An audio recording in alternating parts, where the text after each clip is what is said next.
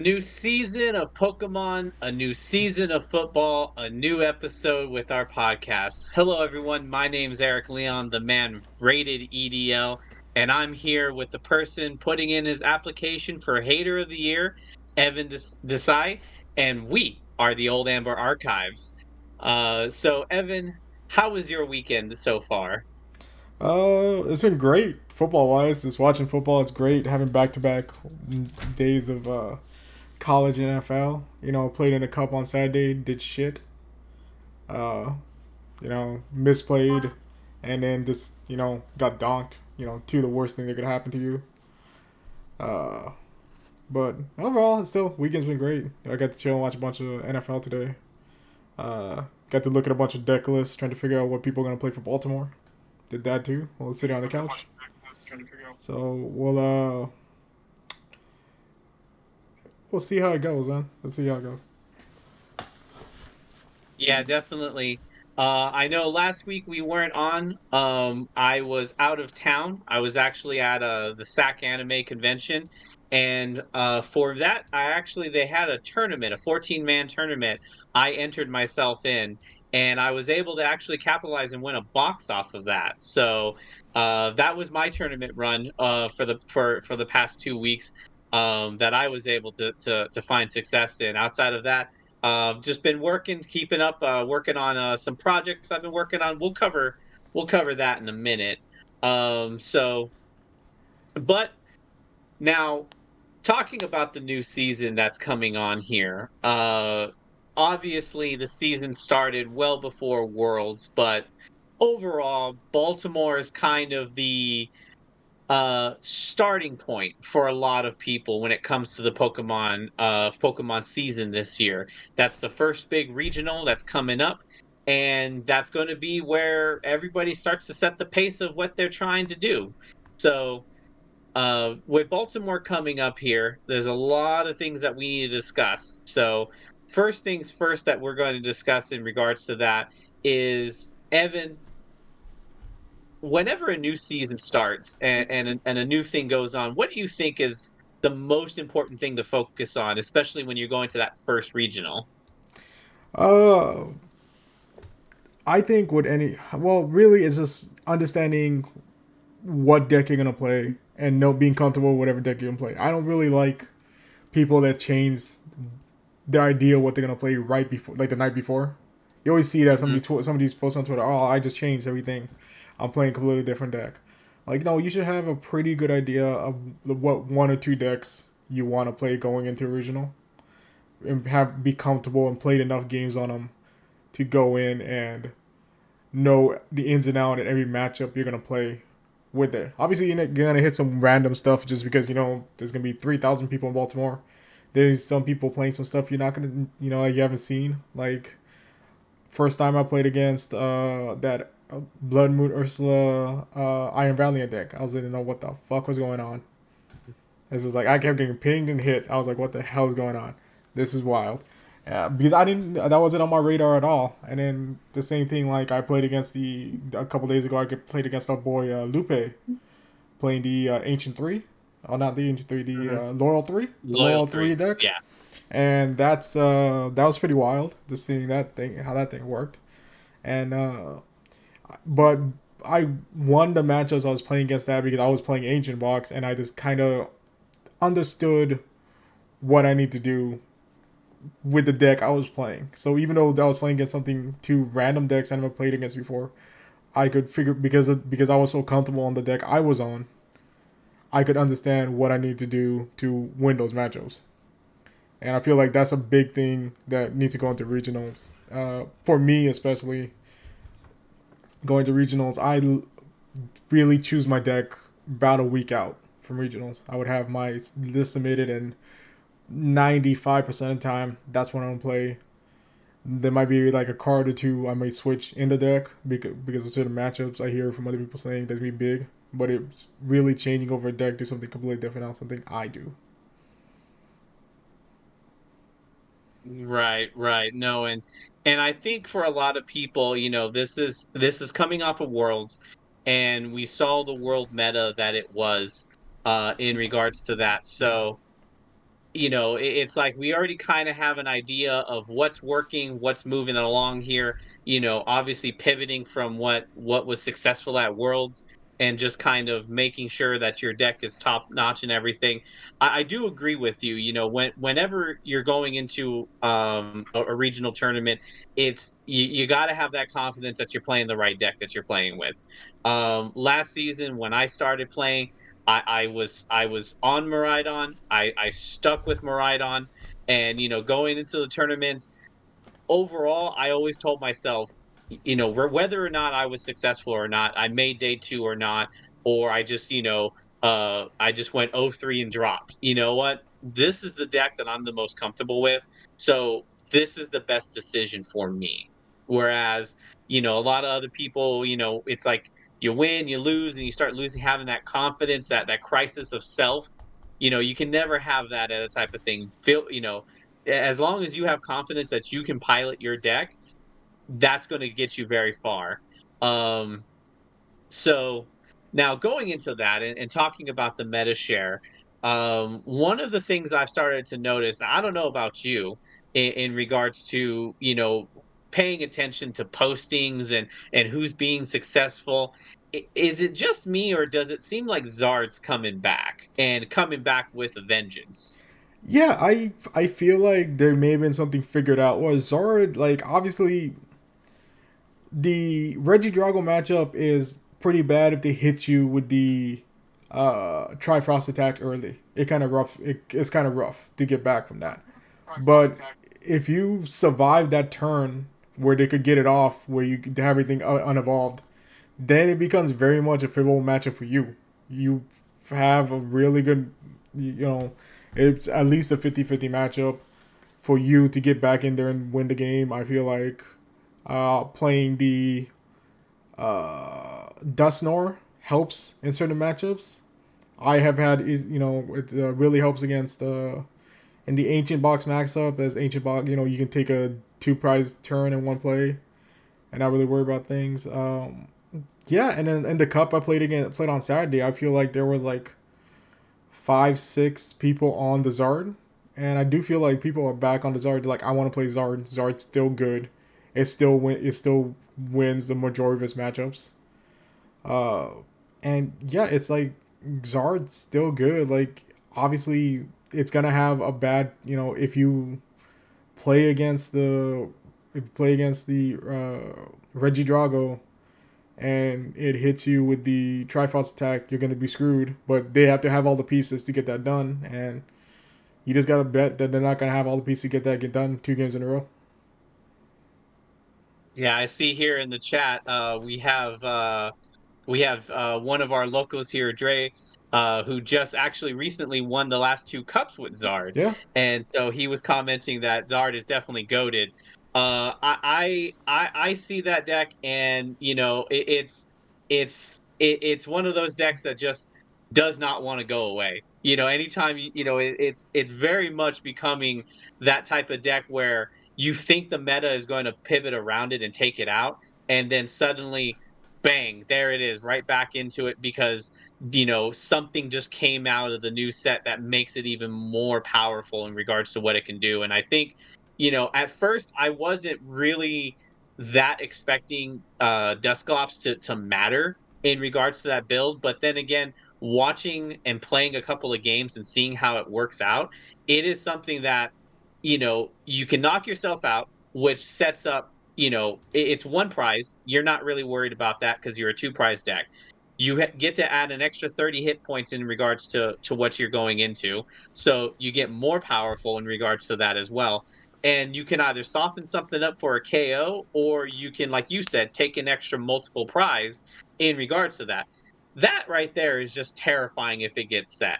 Now, I think the biggest issue with Zard is can you consistently get set when you're playing certain decks that are built to disrupt it? And I wonder if we're going to see something along the lines in regards to how is Zard going to get countered in regard, or is Zard even going to be respected coming into this, or is it going to just be the same thing it was at Worlds, where it's just a Reggie Drago world and everybody else is doing their best just to punch into it?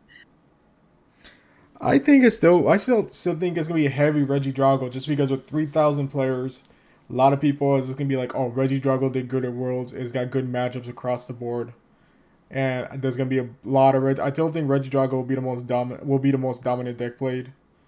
There'll be a bunch of people. I mean, it's basically gonna be just on the decks that did well at Worlds is gonna be what's the majority of decks that can be played because the average player is just gonna be like, I'm just gonna play this because it's good. It won Worlds, so you'll see a lot of Reggie Drago.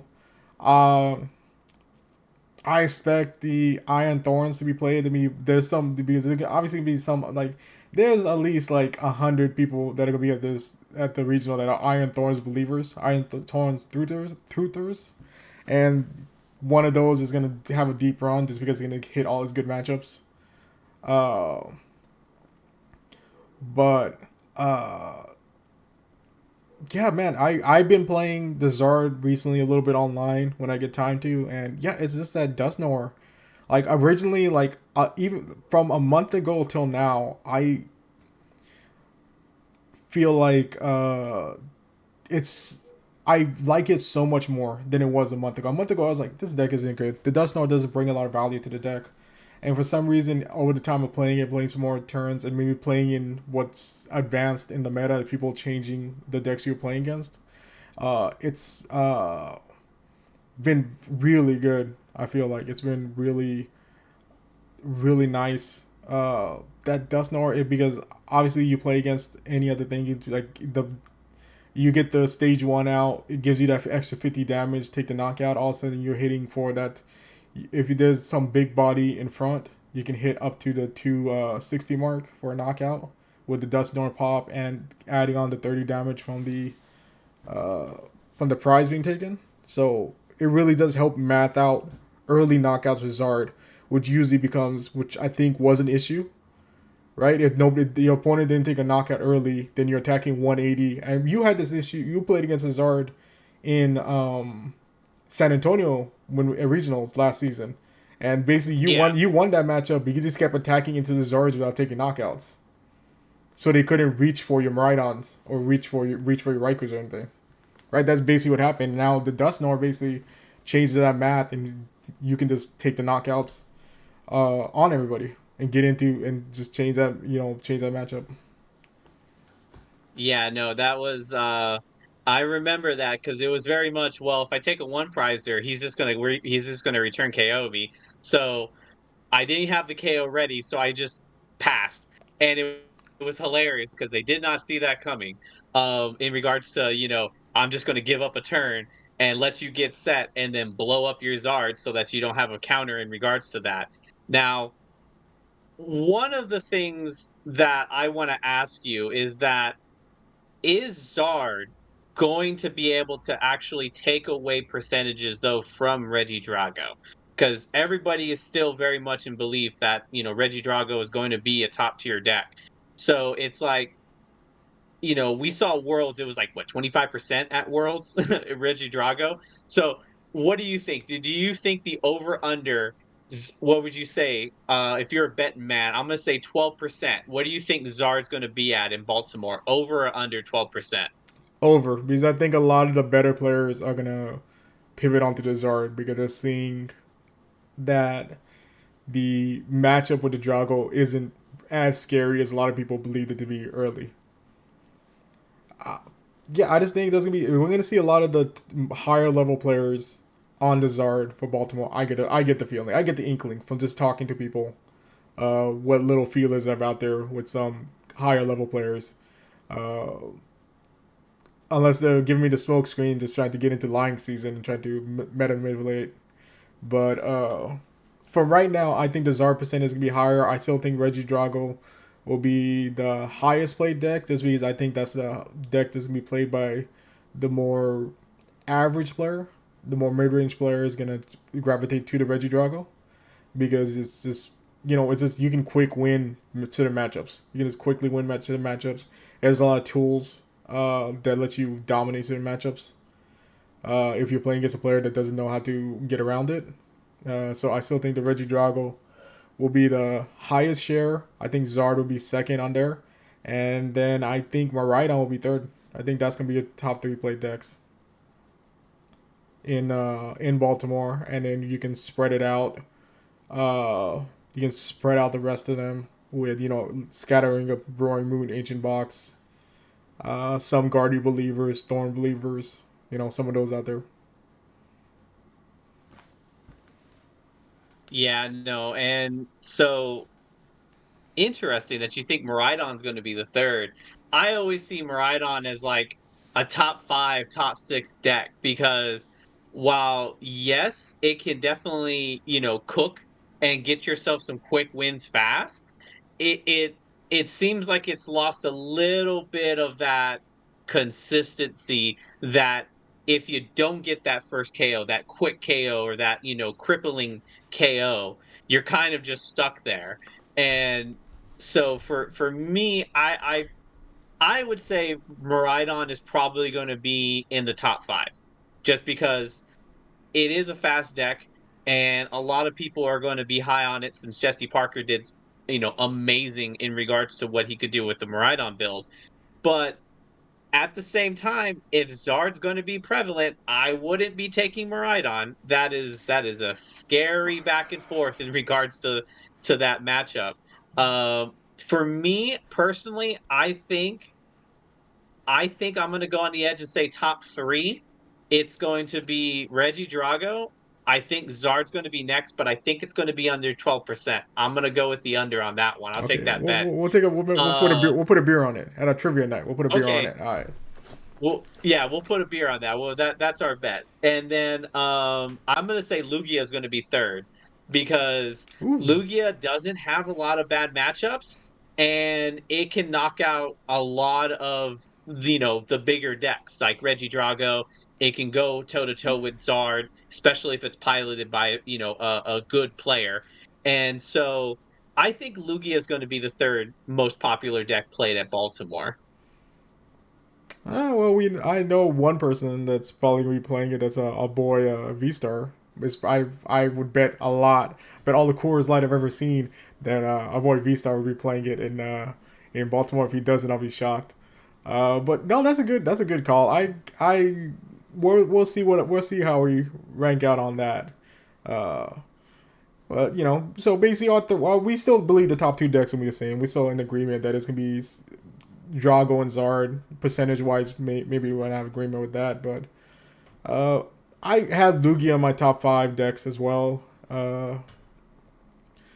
Yeah, it's good. It's got a good matchup against. It can take the big knockouts on Zard. It can knock out Reggie Drago. It can one prize trade with a bunch of decks. Yeah, that's a pretty good call. That's actually a good call. Again, getting set up. Second turn. We'll see how it goes. It's terrifying. It's terrible when you don't have a Lugia down your first turn and you just lose the game. That's always a terrible, terrible feeling. I Uh, mean, you can go. That's any deck that's though. any It's deck. Yeah, like that's any deck. yeah, you That's could true. start Zard with a Manaphy and be like, oh well, GG's. Let's just wrap this up and go to game two.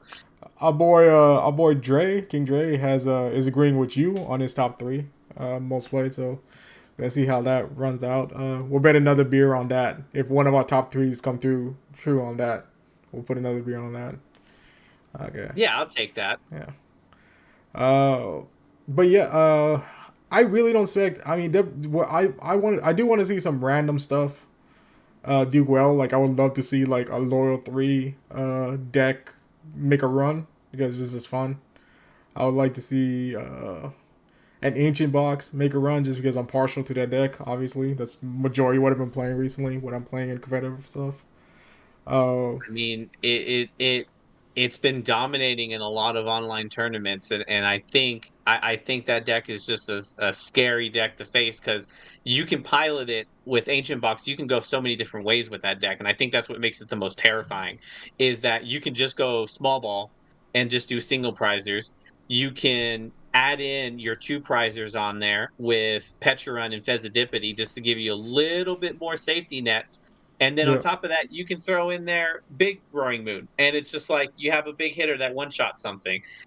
Like that deck is that deck is really solid, but I think it's going to be another top 5. I don't think it's going to necessarily break into that top 3. But yeah, no, I can easily see somebody going on a run with Ancient Box just because it is a consistently solid, it's a consistently winning deck for a lot of it. And I personally, if I was to pick a rogue deck, I think it's going to be something like you were talking about Iron Valiant, Blood Moon, Ursa Luna, just because that deck is finicky, but when it hits, it can just level the entire field. Like there's not a lot that can stop it and slow it down if it can get rolling in regards to its pings.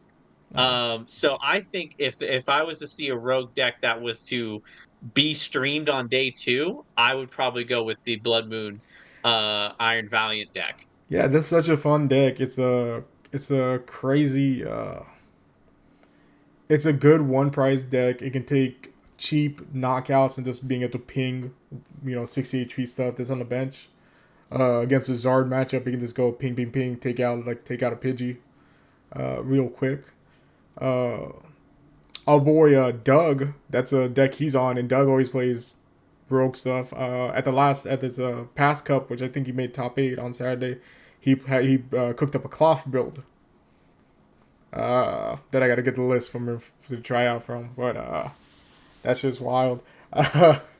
Uh, but yeah, I hope that Blood Moon Ursaluna does well. It's just a fun deck to watch. To see all the moving parts work out and be like, all right, cool. And then you just hit everything, and you take a huge knockout or something. Uh, yeah, I always like to see just something random, something not what everybody's playing, get on stream or make a run. Everybody gets excited for that. Everybody's like, oh shit, you're seeing this thing make a run. Oh crap, you're seeing this thing make a run.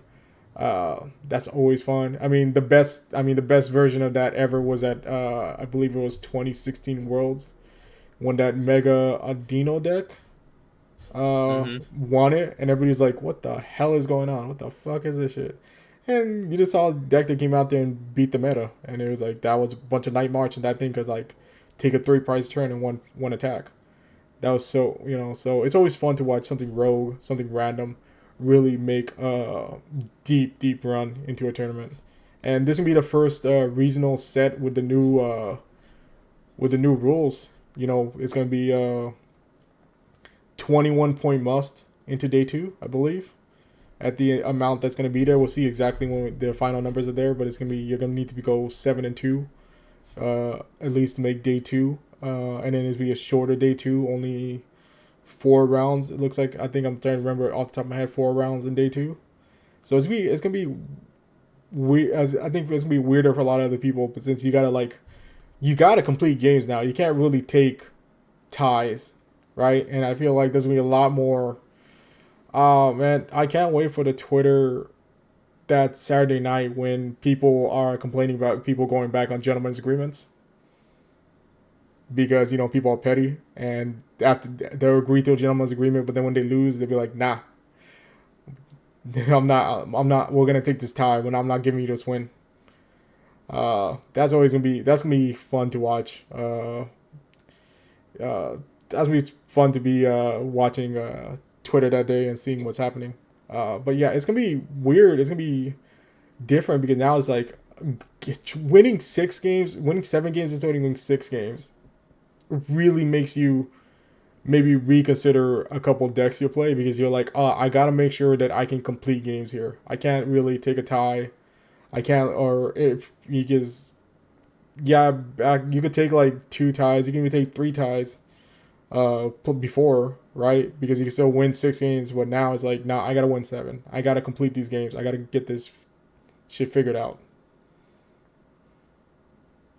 Yeah, that is something that's going to make it interesting. Is that you know is with the new point system. Now you said exactly that it because I'm not exactly up to date with that. So you have to get 21 to make it to day two. Yeah, so if it's 9 rounds, so it did change. So if it's 9 rounds, you have to get to 21 points. And I think with the amount of people uh registered for Baltimore, it does kick it to 9 rounds now.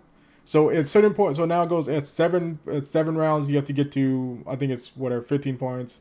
At 8 rounds, you got to get to 18 points, and at 9 rounds, you got to get to 21 points. Right. So basically, you can only lose 2 games. Doesn't matter how many rounds it is set up to be. But and then there is anybody at that gets your top cut. Top now day two is now less. It's not just consistent like it used to be. A consistent 5 rounds. You play 5 rounds or it's 6 rounds, and then you cut to top eight.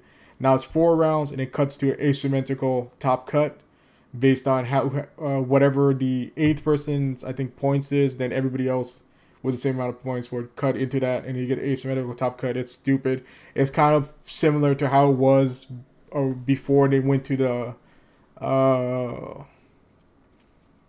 uh, before they went to the 19 point must over the last few seasons. So the guys like Reno, Joe, and the guys in chat will remember before the 19 point must. Before that, like a long time ago, it was just a hard cut to 32. And then between the hard cut to 32 and the 19 point must, they did a thing where everybody that has the same point total as the 32 ranked player at the end of Swiss, the 9 rounds of Swiss would make it into day two. So that means day two could be 40 players, it could be 41 players, it could be 36 players, because all those following like 7 or 8 or 9 or 5 players would have the same point total as the 32nd ranked player. And then they went to the 90 point must system, and now we're in the fourth iteration of this, which is now it's going to be okay based on how many entries is based on how many rounds are played in day one, and then again after that is the determines how many points you need to make to day two. But since based on what I looked at last time, there's so many people in Baltimore, it's going to trigger the 9 rounds, and by triggering the 9 rounds, we're going to go to 21 point must for day two. And then from day two, we'll cut to asymmetrical top cut based on 1 through 8, and everybody that matches the points for 8. My goodness, that is a lot. Um, in that respect, for anybody who's going to there, I know a lot of the Bird Dog team from there. I just have to say, my heart's out to you. Best of luck.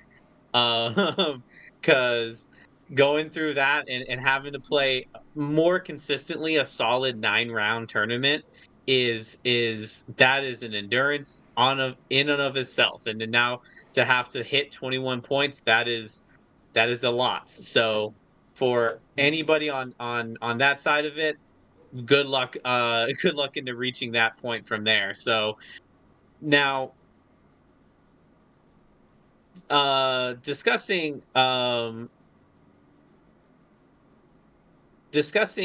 the next part I wanted to move into um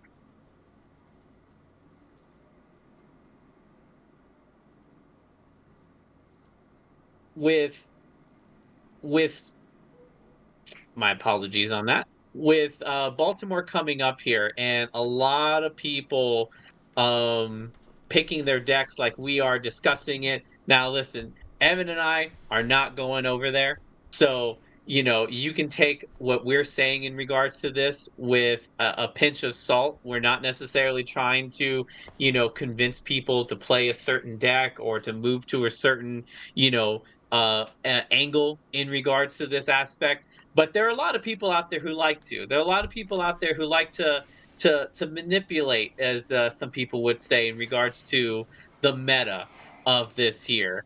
Um, do you think that everything that we've talked about so far in regards to not just Zard, but just everything of that, do you think any of that's adding up to somebody, trying to last minute change the meta of what's going to happen in Baltimore? The only real thing I seen meta manipulation is people talking about how Parachant is useless in the majority of the decks. I've seen a few people post that. And I think that's people that just want to play control. That's people that want to play Snorlax. I've been seeing that a couple times. I've been seeing people talk about Ancient Box, and I got in like argument with somebody about this on the other day, uh, saying like, "Oh, why are you playing Serendipity and Parachant in Ancient Box?" I'm like, because it lets you because Parachant stops people from boss stalling you, and then the Serendipity stops people from messing you up with the one thing that really hurts Ancient Box, which is like reset stamp or Iono when you're like at 3 prizes. Yeah, you know what? Those two, yeah, it sucks having two prizes in deck, but usually you only need those two prizes late in the game when you can only math out your win, even if they take a knockout on two prizer. But meta manipulation is dumb. I mean, I hate manipulation is a stupid thing that stupid people do because they're trying to get a leg up on something. Like if you're actually like a intelligent, free thinking person, you will just choose the deck you're gonna play and not be like, oh man, this dude said this deck isn't gonna be played a lot, or this deck isn't gonna be played a lot, or I shouldn't play this and this card and this. Nah, just play the deck you play that you're comfortable with playing, right? It's such a stupid thing. It always happens, and then I know a lot of people do it just for the memes. Like people, obviously, there's people out there just memeing it, being like, "Hey, we're doing this," or just because they think it's funny. I would do the same thing too if I had a bigger preview. I'll just be out there lying all the time. Just be like, "Ah, you shouldn't be playing this deck. You shouldn't be playing this. Don't play this card in this deck," because it's funny. I understand it's funny, but it's also stupid. Anybody that believes it, anybody that kind of like hears somebody say something that's obviously pretty stupid, and then what they say like, oh, that's a pro player saying that, I should really listen to that person, right? And then you get betrayed later when you find out they're playing the deck when they said you shouldn't be playing. Uh, it's hella stupid. It's just dumb. But it's something people do. I mean, obviously you're just gonna do it because we're perpetually online and we're just trying to get a tweet to get some run. I'm no stranger to that. I try to do that every once in a while too. Just put out a tweet to get some run. Um, but yeah, meta it's something that is way more common I see now than it was back in the day because I feel like Pokemon as a community is way more online now than it was when I originally started playing. You know, back in the old days, back in the ancient days, when me and Rito out there playing on stone tables and stuff. It's a real different community than it was now than it was back then. It's a real online community, and you see a lot of stupid people saying stupid things online.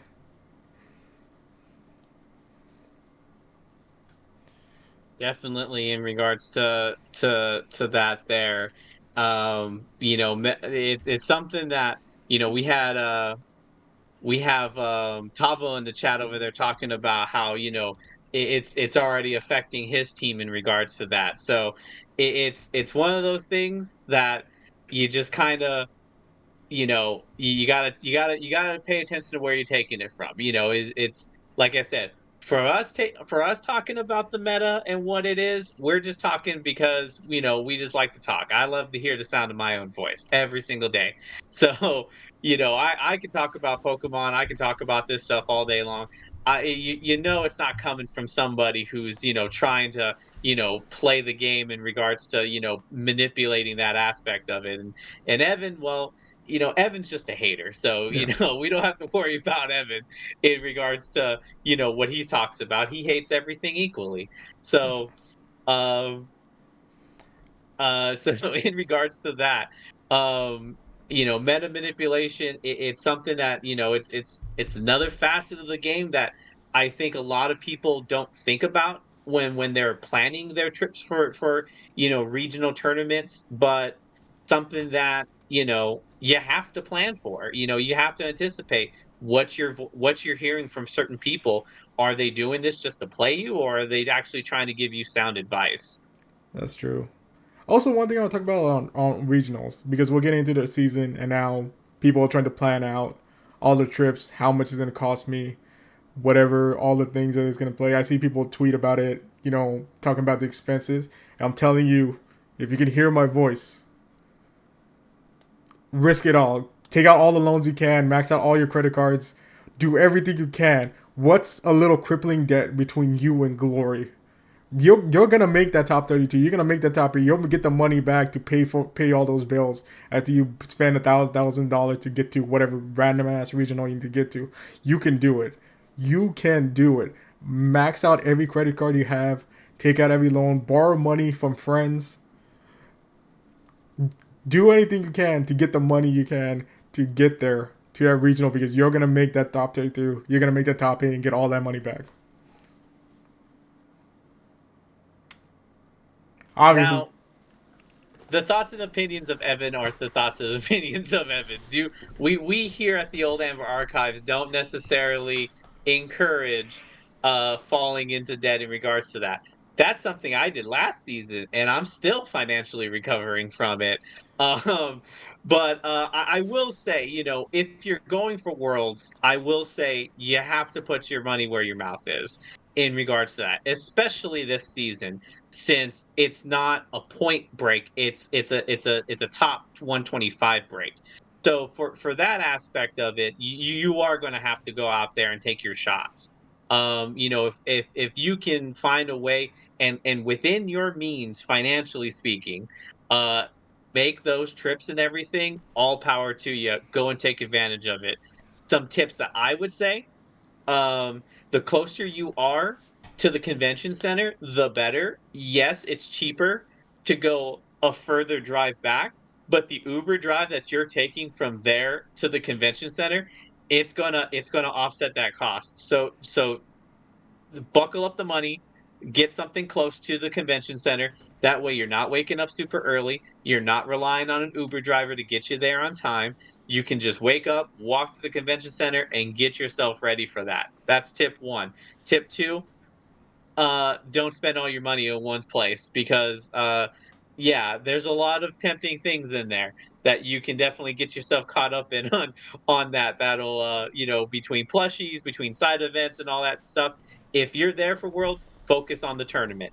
Don't get yourself distracted or anything on that end of it. So those would be my tips in regards to yeah. going to regionals and enjoy your experience there because it is an experience. Regionals are fun kind of encapsulation of what the Pokemon community is as a whole. And so there's so much that you can do at the place. There's so many things you can have fun with. It's one of the coolest experiences that I've ever been a part of. Yeah, obviously I just joke about that. I work in finance, I'm an accountant, I'm the accountant. Watch that movie all the time. Uh Ben Affleck, goat. Uh but yeah, don't spend money you don't have. That's a real thing. Don't spend money you don't have. Don't push for things you can't afford because it's like Pokemon's Pokemon, but like financial issues is a real life thing, and you could get really it could really fuck you over if you're like overextending yourself trying to get to these things. But if you are going, here's a couple tips that are is going to be my TCG and taxes masterclass at some point. If you are going to regionals and you're going with a bunch of people, and you're a good player and there's a good probability that you're gonna finish in cash, right? Put all the hotels and shit on your card so you get the receipt so you can take that credit against the money you make. That's the real big thing as a Pokemon player should do.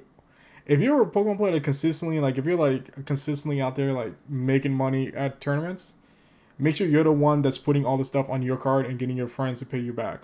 Because if you have the receipt, you can use it on your taxes. You can write that shit off against the money you make. Like, I'm gonna come out and I'll put out a whole video one day on YouTube on the Old Amber channel. Just talking about the little things that Pokemon players should do with the taxes. Anybody that's making actual money from Pokemon, and or from the social media and or videos and streaming like that, people probably aren't doing. Uh, that is like something you should be doing if you're not an idiot. And if you do like literally 20 minutes of reading, you can probably figure it out. But hey, this all these millions of people in the world that has this super powerful computer in their pocket don't want to fucking go on IRS and read for 20 minutes. It's wild. But yeah, don't do anything. Don't get into that situation like, oh, I can PayPal this in 4. I can what's that one? Whatever you can pay in 4. All that stuff. Just don't be doing that shit. Don't overextend. Don't take it. If you can afford to do it, do it. All power for you. Do everything you need to do. But I hate seeing people. I don't want to see. I don't feel like it's good for anybody to go into debt. Obviously, I've had some tweets about it when people, because I'm a troll and I just put it out there because I think it's funny. But I assume when somebody reads how I write it, they would know I'm joking. Yeah, no, and that's you know, you're yeah, you're talking about getting yourself wrapped up in debt and everything. That's something that, you know, if you're not careful, like the itch in regards to I can make the next one. Like I said, that was something that got me personally because I ended the season with like 425. I just needed a good run at a regional tournament. And for the life of me, I couldn't get to it. But I kept thinking to myself, oh, if I go to the next one, I'll get it then. Oh, if I go to the next one, I'll get it then. Now, I didn't put myself too much in debt. I'm within reason to financially pay it off Yeah. and be a-okay. So nobody worry about me. Although I do take donations if you have any. Um but from there, um so a couple of things here in regards to the chat. Side note, um talking to Reno, to answer the question you threw in there, I would definitely say Mikey Ingles. He has a lot more of an understanding of the actual game than Gazer does, but that's just a personal opinion of mine. Um, Now, moving on from there, um, And I just want to say for anybody watching this video later, obviously in the chat, our boy, our troll, the Toad, the Seisman Toad Reno asks, who's a better player, Gazebeam 2K from X or Mikey Ingles, Amish Paradise?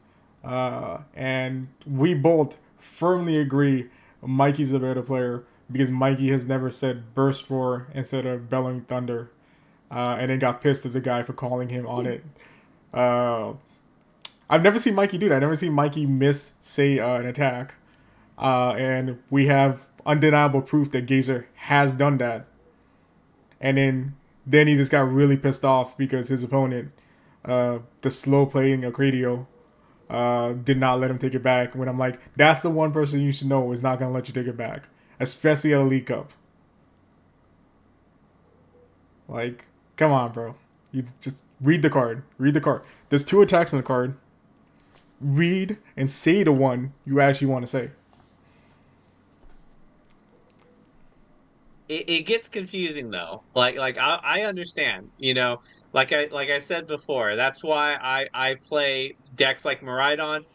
It only has one attack. You can't mess up a one attack card. You can, but you can't mess up a one attack card. So um now going from there and moving on to the next topic that we have. Um Now after Baltimore, we have a new set that's going to Yeah. be on coming out here too, Stellar Crown, and locally there's been a lot of pre-releases in regards to that. Have you, Evan? Have you gone to any of the pre-releases and have you pulled anything worthwhile? No, sadly, I have not been able to go to any pre-releases just due to other commitments. This is the first time I think since I've been playing where outside of like COVID times, I haven't been able to go to any pre-releases for a set. I usually at least get to one or two, and I especially want to go to these because there's a few cards in the set that I'm super excited about that I want to pull. But I'll be buying a couple boxes this week and trying to get them. But yeah, I wasn't able to go to any of the pre-releases. The pre-releases promo cards are pretty trash. Just this pre-release though, so I'm kind of not feeling too bad about missing out on them. You know, if one of them was the Noctowl, then I would have been pretty pissed. But since it wasn't available, it wasn't really that hurtful not to miss these ones. But yeah, I next week we'll probably get into a deeper talk about Stellar Crown going into the decks we think are going to be played going forward. That's really something that I do want to get into once the decks kind of become available on TCG Live. I believe it's on Wednesday. All the cards become available, and I'll be able to play some games on some of these decks using the Terrapagos, and then I'll probably play just because Mikey's our boy. I'll play some Reggies, even though I hate it. I'll play some Reggies. See what the hype is about those. I know there's some people have been talking about that on X recently about Reggie's being real good coming to this next format. Uh, but yeah, we're gonna have to see. see what's going on. I didn't get any great pulls. You know, I wasn't able to get to any. I wasn't able to get to anything, which I was sad about. But man, I want to know: did you have any great pulls, or were they just trash pulls? So, um, I went to a pre-release and about that, I went to a pre-release on Sunday at one of our card shops, Collector Paradise, which was run by Lupe, and I took first, which is a great accomplishment, you know, Yeah, but you to didn't. You win didn't. Yeah, anything. that's great for you. But you at least you didn't gloat about it like Gazer does. Gazer wins a 3 round pre-release playing only kids, and he gloats about it for the next 24 hours. Speaking of Gazer, he was there. He Ah, got fourth, thank God. and he pulled the alt art Terapagos and I think two ace specs, and then the full art Crispin. And so I sat there with my 12 pack of cards and realized very quickly, uh, yeah, I don't have anything. This is just a bunch of packs in regards to what is actually pertained in them. And I know as soon as I open them, it's going to be something. It's going to be trash.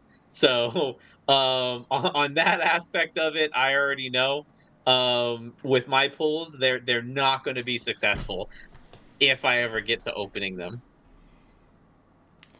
Ah man. I was gonna say Gazer. If you're within the sound of my voice, understand. If you had the Terrapagos within the reach of my hand, I'm gonna take it out and I'm gonna rip it in half. I just want to let you know that now. That's on record, just so you're not surprised when it happens. I think I'll speak on behalf of Gazer and say chill. Uh, but yeah, I can't wait to actually open some packs. Like I said, I'll probably get a box this week and open some, and then I'll hit the TCG player and buy the cards I actually need. You know, by this weekend. As I'm not a guy, I'm not trying to open every chase down every card by opening packs anymore. I got the money. I can afford to order stuff online. It's fine. Uh, that's the fiscally responsible way to do it. But just still, you always had that itch. You always had that itch to just like, let me open this pack. It could be anything. It's usually nothing, but it could be anything. No, I definitely um I definitely understand that itch and the addiction it carries in regards to wanting to do it again and again and again, and the dopamine that it brings in regards to opening packs and seeing if you pulled anything special.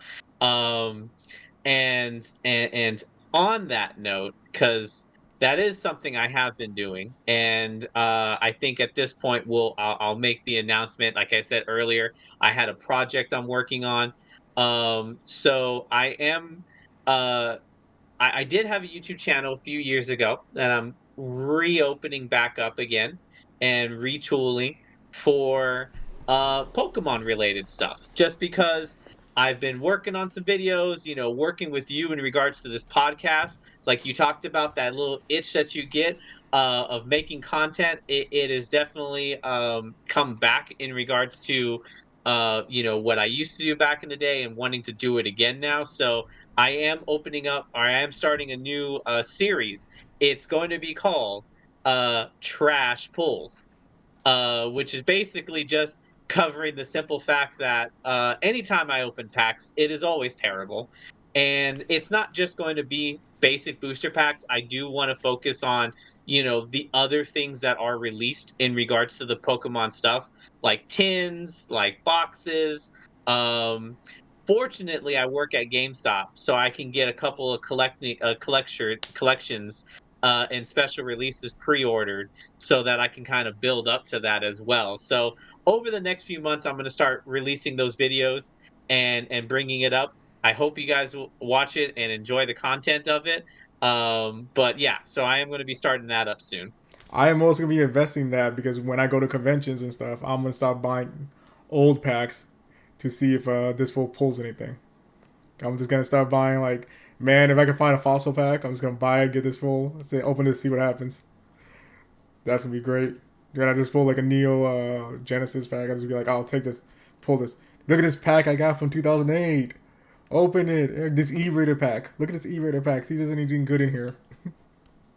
We'll see how that runs through going I, through in the future. right, right. And see, the thing is, Reno, I hear you in regards to what you're worried about. But I've already won a cup. I've won 4 cups. So I don't necessarily have to worry about, what other local influencers have attempted and failed to do in regards to, their brief gust of wind in the social media field. So I don't have to necessarily worry about that part because I've already done that. I have made stuff and I've built stuff. So I'm completely fine and I've won stuff.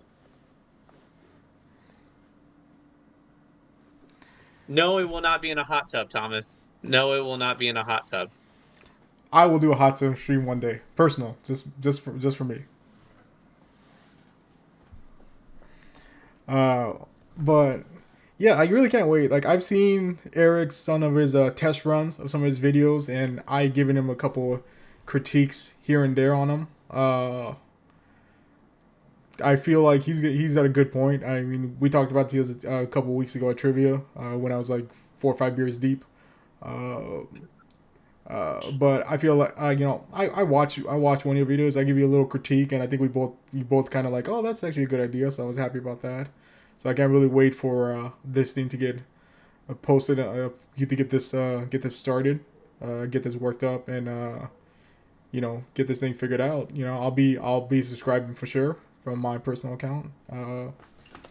And I feel like you have a good voice to bring people in on TikTok. You got like the just right, almost annoying but not really annoying voice that really helps when you're on TikTok making videos like that. You know, you know what I Thanks. mean. You know what I mean. Like it's not annoying, but it's like close. It's like on the edge. Thanks. Um so let me see here. I'm just taking a look at the quick chats over here while we talk about other things. Um Tier list and predictions. Well, we already did that, Joe. Do you want a player Thomas, tier list? Joe, do you want a player tier list? Do you want a player tier list? I'll work on that. I'll do that one we can do a personally. bird dog. We can do a bird dog tier list. I mean, I gotta do my. I've been talking about doing my meme tier Get list them for a all while. pissed. I'll do that one day during the week. One day during the week, when I can have it up on the other screen, I can put myself down in the corner. I will make a tier list, a meme tier list of the Pokemon players. I'll do the Evan Dacey tier list. So be excited for that. It's gonna be wild. I can't wait to put Eric. Eric knows exactly what tier list he's going to with his lemon purple wings. Uh, so I really can't wait to put him in that tier list. But yeah, I'll probably try to do something this week. I'll get on that tier list maker, and I will do a Fresno player tier list. Probably Thursday or Friday, when I get a chance. Uh, because it'd be kind of difficult to do it on this thing, with both of us on the screen at one time. But I'll get that figured out for sure. Also, answering the other chat as well, fantasy football. Yeah, Thomas. I lost by like 2 points because my player got hurt. My last player got hurt and was out for the game. That's how my fantasy week was. Oh, just for everybody's notice, anybody doesn't know, I conscripted Eric into my fantasy league this season. Just conscripted him to it. I didn't even ask him. I just said you're in the league, and he had to be like, I yeah, I I was in and out of the league like 7 different times, just so that we're clear. And it was never a conversation of like what context it is. It was always, "Hey Eric, you're going to be in the fantasy football league this season." Okay, cool. 2 days later, Eric, you're out of the fantasy football league team. Oh, okay. And then it would be like a week later, Evan or Eric, you're back in the team. And I was like, oh, okay. I'm just, just let me know. Just let me know when. I'll be there. yeah. So obviously, for anybody who doesn't know, Eric has been added on as the expansion team, the 13th and or the 14th team into the GGGFFFL. Obviously, the Get Good Get Fucked Fantasy Football League. Uh, Right now, it looks like I have lost my game to our boy Nate because Saquon Barkley is a beast and decided to actually stop playing this season. Uh, Eric lost. Just it's not great. Well, we still got a game to go tomorrow night, but right now we are defending our defending champion is Thomas Garcia. Shockingly, they could win it, but I created a monster. This guy didn't even want to be in a fantasy football league. He's like, fantasy football is for nerds. And now this fool's in like 7 leagues this season, like 2 family leagues, like this league. He's like in 7 seasons. He's in like 7 leagues this season. I've created a monster, Eric. A monster. Well, you know, it happens sometimes. Sometimes you just go and you get that one guy who just decides that he wants to come out and play, and then all of a sudden, it's just like Pokemon. It's just, you show up, you play a couple of things, you get the itch, and then all of a sudden, boom, it becomes the addiction in regards to that. So, Yeah. um Just for some updates on the matchup, looks like our boy Jeremy, Germ is gonna beat our boy Joseph. He's got a currently got a 11 point lead with both of them 7 players who play tomorrow. Uh, my boy Jason has just taken down the best judge ever from Fresno, Adam. Just took him down. Oh, and a real nail biter. My cousin GK just lost to Thomas's boy from childhood, Brandon, by less than a point. By point two, he has lost due to I believe it was a sack by the Detroit Lions defense right at the end of the game. Uh, Thomas is taking you yeah, out. The Thrill Cosby is taking out the Shogun Show enough. Uh, our boy Octavio, team captain of Bird Dog, is trying to chase down Lego right now with players still to play tomorrow. Drexel has just stomped out Reggie. Just stomped him out cold. There is no coming back for Reggie in this matchup, and me and Nate match has completed with him beating me by 15 points because of Shaquan Barkley going off. And that is the week 1 updates of the GGGFFFL. We will update you again next week.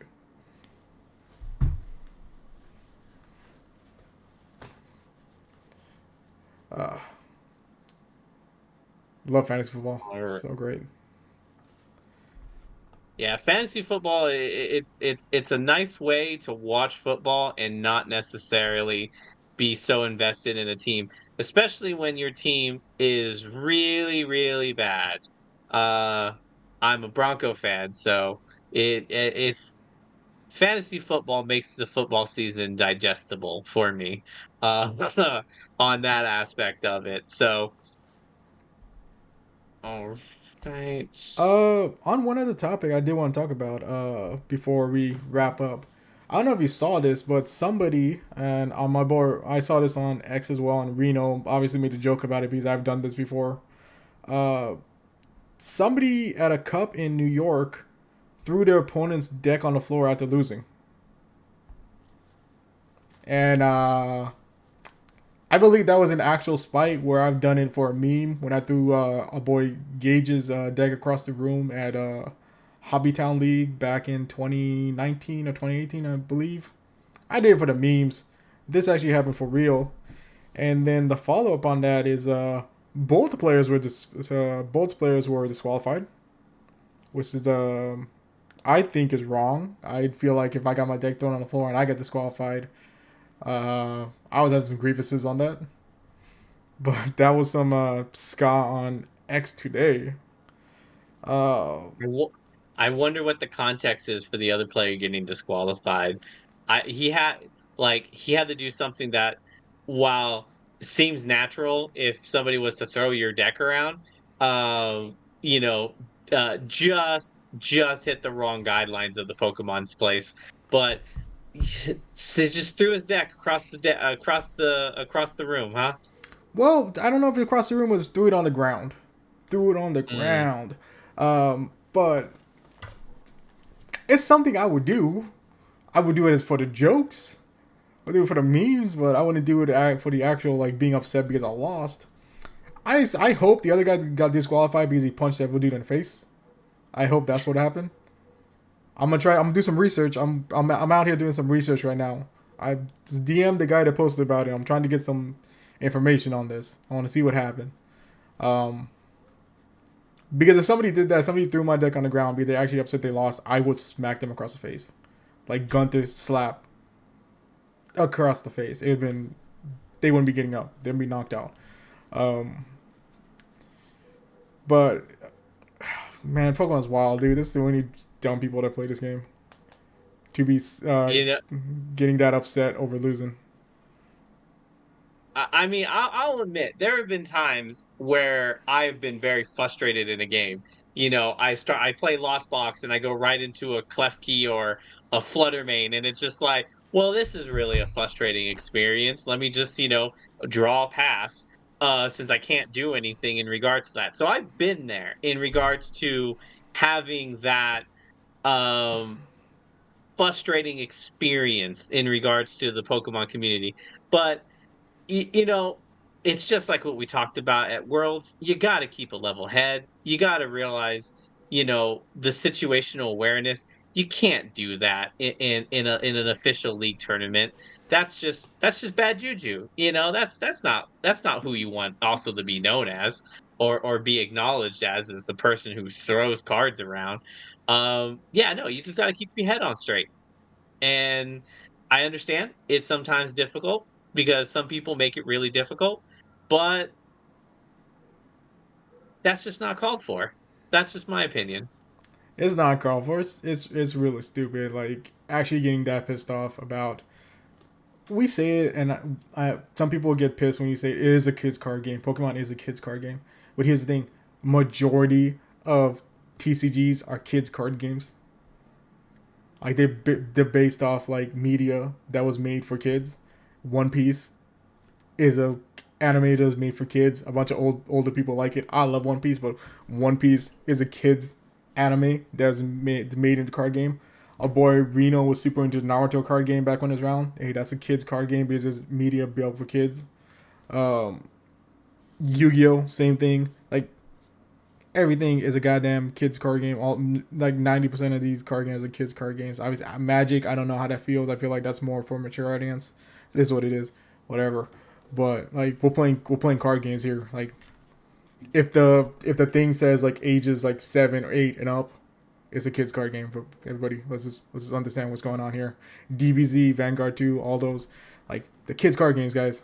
Let's not get really upset. Obviously, you're gonna get pissed. You want to win.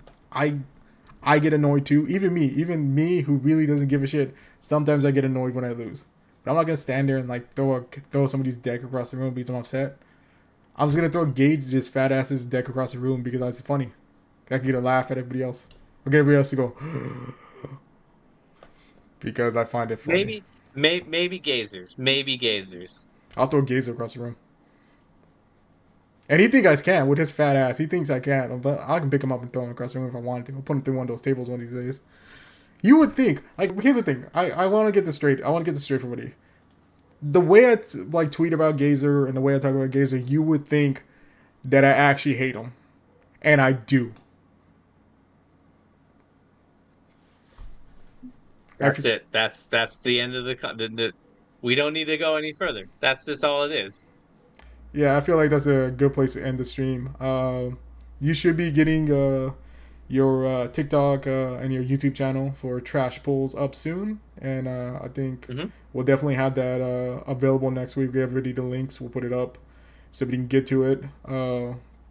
Start following Eric and watching him pull nothing, just absolutely nothing. Just with his head tilted, quiet Eric is over here with his just trying to pull something good on stream is gonna be great. Trying to pull something good on his TikTok is gonna be great to watch. But I feel like that's all I got for today. You got anything else you want to go over? Nope, that's it for me as well. So, for everybody who's listened and who hasn't been following yet, please follow. It definitely helps out it helps us out. Also, when we post online on YouTube, Don't forget about checking that out as well. The longer the watch times are, the more it gives us a promotion and attention. So be sure to check that out as well on our YouTube channel. Outside of that, thank you everybody for watching. Thank you everybody for joining us today. Our chat was popping, and I definitely appreciate that. So from here, uh, for myself, Eric Leon signing off. Evan signing off as well. Everybody have a good day.